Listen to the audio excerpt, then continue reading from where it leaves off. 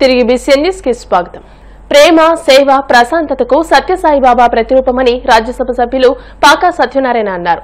Saint and scientist, ప్రపంచ మేధావి doctor స్వామి జ్ఞానానంద 129వ జయంతి, భగవాన్ శ్రీ సత్యసాయిబాబా 100వ జయంతి మహోత్సవాన్ని ఉత్తరాజు ఆనందరాజు ఫౌండేషన్, భీమవరం సత్యసాయి సేవా సమితి ఆధ్వర్యంలో భీమవరం ఆనంద ఫంక్షన్ హాల్లో ఘనంగా నిర్వహించారు.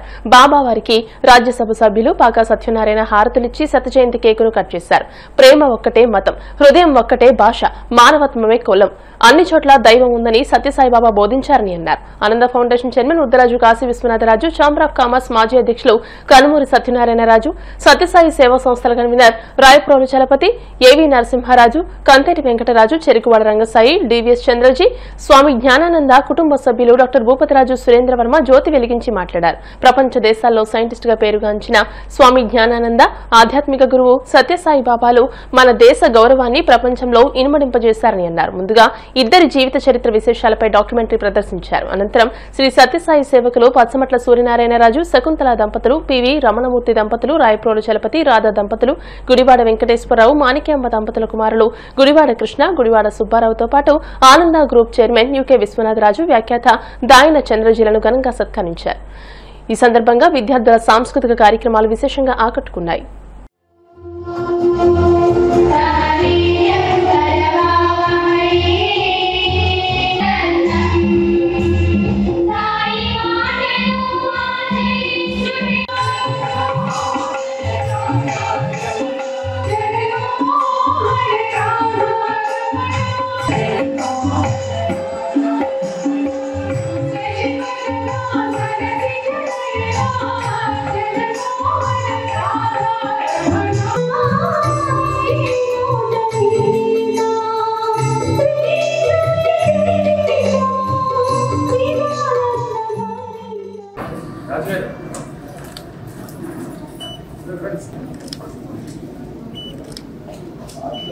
టేబుల్ క్యాలెండర్ ఇలా వరుసగా ఒక్కొక్కటి అడిగితే ఇవ్వనటువంటిది అడగకుండా వచ్చింది.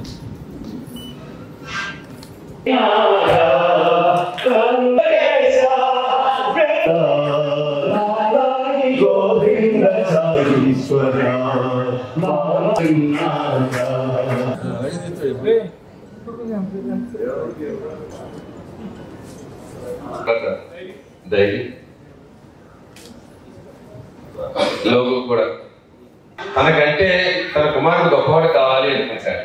అలాగే నిజమైన గురువు అయితే తనకంటే తన శిష్యుడు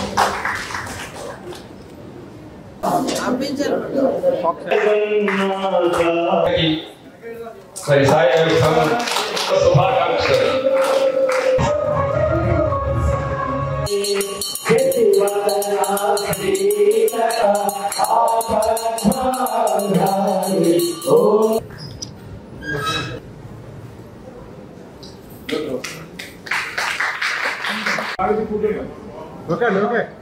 అందరి రోజుల్లో పండగ కూడా 100 కూడా ఇంత వైభవంగా వారిద్దరికీ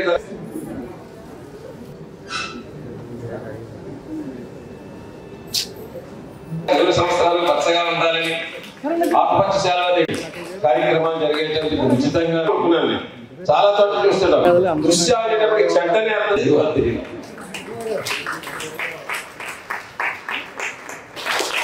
ఆయనే వచ్చి ఆశీర్వదిస్తున్నట్లుగా.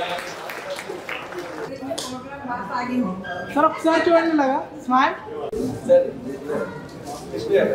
ఇలా చూడండి ఒకసారి. ఆయన తీసుకున్న పాటు మేము చేస్తాం, ఆయన మూసేస్తున్నారు. ఓకే రెడీ సార్, ఇలా చూడండి.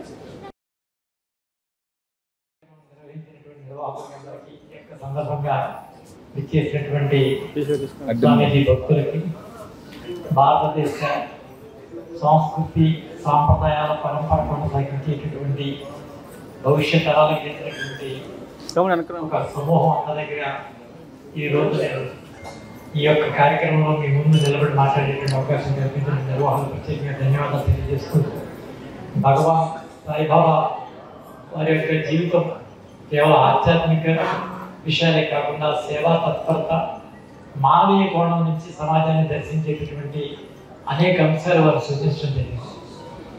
భక్తి సంబంధించినటువంటి మోక్షం అనేటటువంటి పదార్థానికంటే ముందు మానవుడిగా తన యొక్క జీవితాన్ని కొనసాగించేటటువంటి సందర్భంలో అన్నార్థులు కానీ బాధాతత్వ ద్రష్టులు కానీ ఎవరైతే ఉన్నారో వారిని ఆదుకోవడం కోసం వారు అనేక సామాజిక సేవా కార్యక్రమాలు వారు నిర్వహించడం జరిగింది.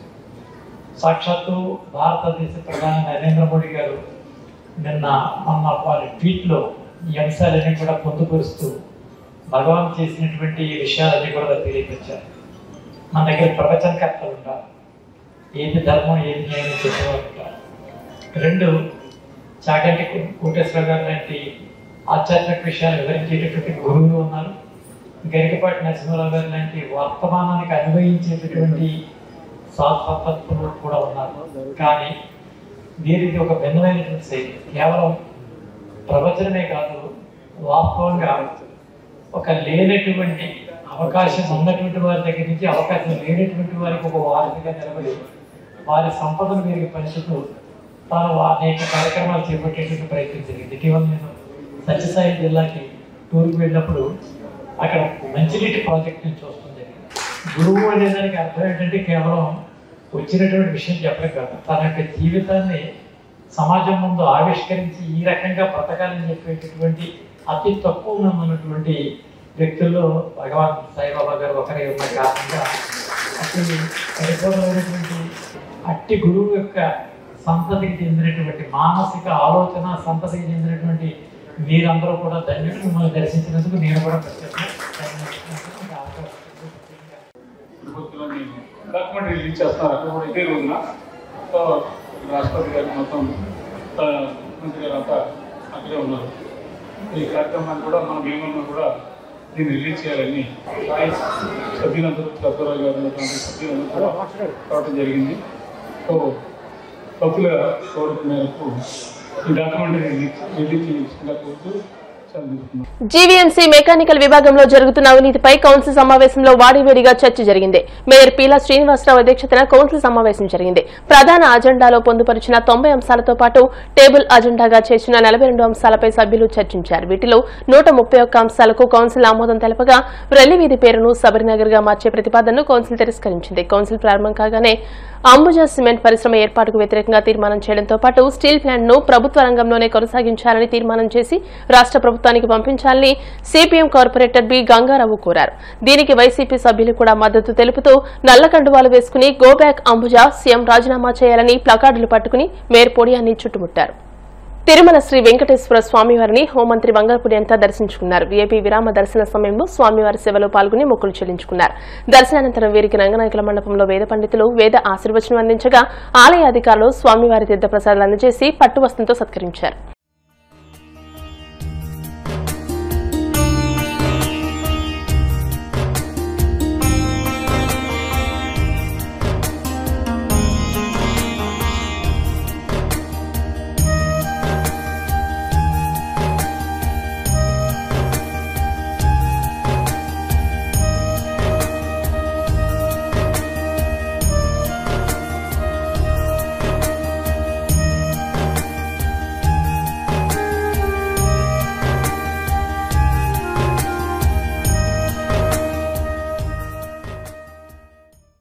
వార్తలు ముగించే ముందు ముఖ్యాంశాలు మరోసారి.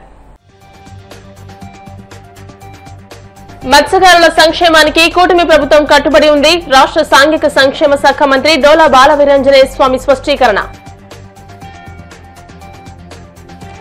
రైతుల సంక్షేమం కోసం రైతన్న మీకోసం కార్యక్రమం నవంబర్ 24 నుంచి 29 వరకు రాష్ట్ర వ్యాప్తంగా నిర్వహించనున్నట్టు వెల్లడించిన రాష్ట్ర వ్యవసాయ mission vice chairman Marreddy Srinivas.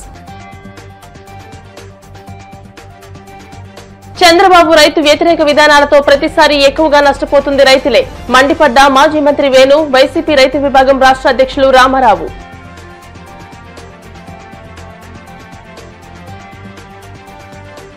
Tirumala శ్రీవారిని దర్శించుకున్న హోంమంత్రి వంగలపూడి అనిత. ఆలయ మర్యాదలతో స్వాగతం పలికిన అధికారులు. ఈ వార్తలు ఇంతటితో సమాప్తం. మరిన్ని వార్తల కోసం BCN digital YouTube channel, Facebook page ని ఫాలో అవ్వండి. అప్డేటెడ్ వార్తల కోసం ప్లీజ్ సబ్స్క్రైబ్.